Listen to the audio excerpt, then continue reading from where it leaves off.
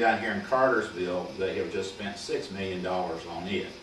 Tellus, have you seen the one next to Interstate there? Yeah. They just expanded it. Well, they spent $27 million up there, and it is amazing. But anyway, this telecast was to promote the book and the video that Ken Ham, who is the president of Answers in Genesis, he and another man, Britt Beamer. Mr. Beamer is a demographer. He takes polls like the Barna poll and different pollsters do. They have done a study of over 23,000 people, asking them where the 20 to 29-year-old age group people are right now in their faith. What they believe, what they don't believe, why they're leaving the church. 2/3 of the 20 to 29-year-old group that were churched have left the church. 2/3? 2/3 Wow. have already gone. And that's the name of the book and the video.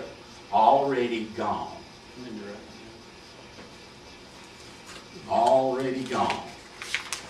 So, I'm going to pass this book around, and if you want to get the website, it's just answersingenesis.org, or you can go to creationmuseum.org. This is a free magazine they send out every month. You can get that magazine. Most all of these books and videos that I have, that I'm going to show you, have come either from Answers in Genesis or ICR, Institute of Creation Research.org. One under the pillow there, somewhere. Not going between the pillows. All right, let me show you some of these books. And I actually have 2 of these.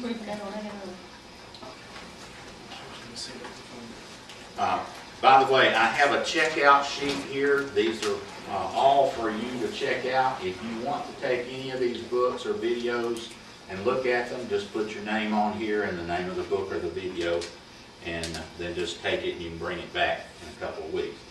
This first one is War of Worldviews. It's got Kim Ham. Several of these people work with him up at Answers in Genesis, and then there are other people. One of these people is Mike Riddle. He's the rich Riddle. He is a former Olympian. He was one of the originators of Microsoft. He is now independently wealthy. He's moved from Redmond, Washington to Cincinnati so that he can be at the Creation Museum. He goes all over the United States and the world lecturing for creation and origins. So, yeah, I call him the Rich Riddle. He and his wife Leslie have stayed at our house, and we've become good friends over the years, but he's a great guy. Very intellectual fellow, very deep in the way he presents things, and there's several videos that I have that he's done. So anyway, this is War of the Worldviews, Powerful Answers for an Evolutionized Culture. I highly recommend that you take this for summer reading. I've got 2 copies of them here. Wonderful book here for telling how we can take the culture back. That's one of the things. Next, this one is by Dr. Henry Morris. He is the originator of the Institute of Creation Research in San Diego. They have moved to Dallas, Texas now. But this is one of the great books that he's written. He's written a book on Genesis. He's written a book on Noah's flood. A lot of good things going there. They have a graduate study group at ICR.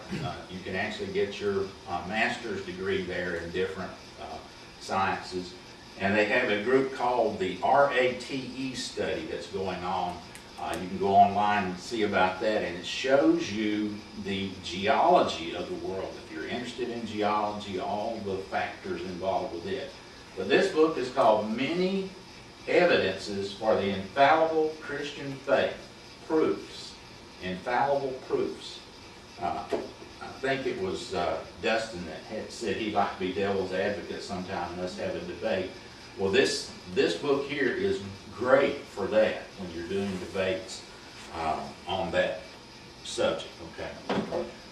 Next, this one is also very good. This is the Revised and Expanded Answers book by Ken Ham, Jonathan Sarfati, Don Batten, and others.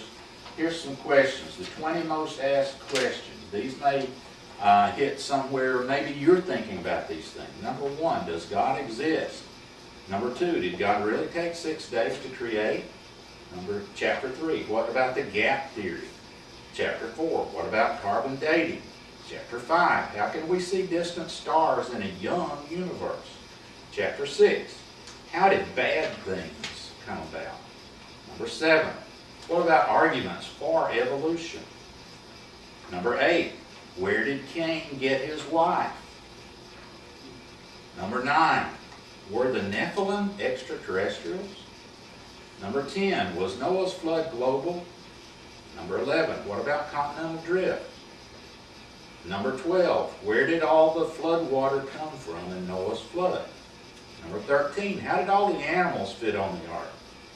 Number 14, how did fish survive the flood? Number 15, where are all the human fossils? Number 16, what about the Ice Age? Number 17, how did animals get to Australia? 18, how did all the different races arise? Number 19, what happened to the dinosaurs? And question number 20, what can I do now? So if you got some questions on some of these, this is a good book to give us some answers. Another one by Donald B.D. Young, Dinosaurs and Creations. I don't know if you're interested in dinosaurs at all, but I've loved them since I was a little kid. When I was 10 years old, we took a trip out to the Grand Canyon and Yellowstone and all that area. And in Utah, they have a hill that's still there. It's called the Dinosaur National Monument. You can go to the building there. And there is a whole hill where these animals were all pushed together in a huge flood, and buried together. And these archaeologists are there with their brushes and they're cleaning away, and they have unearthed hundreds and hundreds of all kinds of dinosaurs that all died and were washed together.